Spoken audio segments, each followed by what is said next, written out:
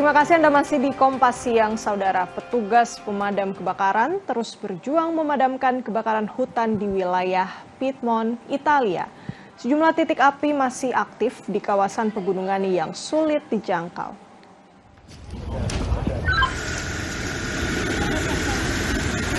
Kepulan asap tebal masih membumbung di atas pegunungan, sementara helikopter dan pesawat pengebom air Canadair terus dikerahkan untuk membantu proses pemadaman. Operasi pemadaman berlangsung di sejumlah provinsi dengan dukungan tim darat dan relawan untuk menjinakkan titik-titik api di medan yang terjal. Piedmont telah menetapkan status kewaspadaan maksimum kebakaran hutan menyusul suhu tinggi, minimnya curah hujan, dan meningkatnya jumlah kebakaran di wilayah tersebut.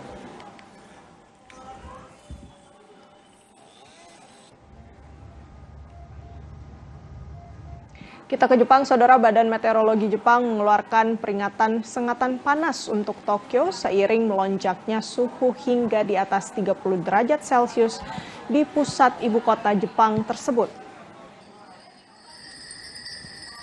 Dinas Pemadam Kebakaran Tokyo menyatakan sebanyak 48 orang dilarikan ke rumah sakit akibat sengatan panas hingga Selasa sore, dengan rentang usia pasien mulai dari awal usia 20-an hingga pertengahan usia 90-an.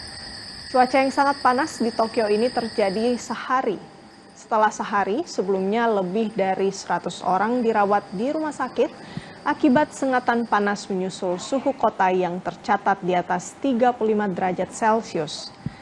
Di Taman Ueno, para pengunjung tampak membawa kipas angin portabel dan membeli minuman dingin untuk mengatasi hawa panas yang menyengat. Seorang pengunjung taman mengatakan bahwa jika cuaca panas ini semakin parah, hal itu akan mulai mengganggu kehidupan sehari-hari di Jepang. もう最近暑くてどうしようもなく暑いんで、もう少しでもなんか涼しいとこ目指していきます。世界的に温暖化だというので、ちょっとこれ以上暑くなるといろいろ生活もそうだし、あと他の自然環境も変わってくるので、そこがやっぱり心配ですね。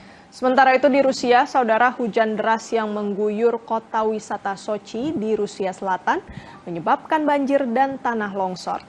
Bencana ini mengganggu lalu lintas serta merusak sejumlah kendaraan.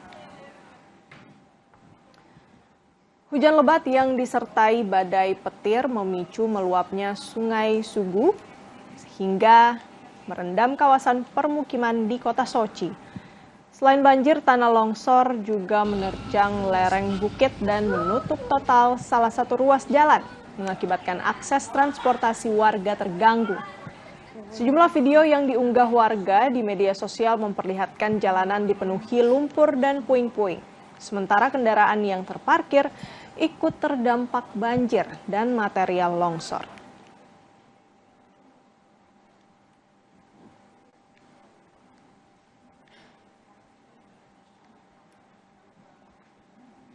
Masih di Rusia, Saudara, sebuah tornado terekam mengamuk di langit desa Revsky, wilayah Ural, Rusia. Fenomena cuaca ini menyebabkan kerusakan pada sejumlah bangunan dan jaringan listrik. Rekaman video memperlihatkan pusaran angin berwarna gelap berputar di atas hamparan lapangan, membentuk tornado yang menjulang ke langit.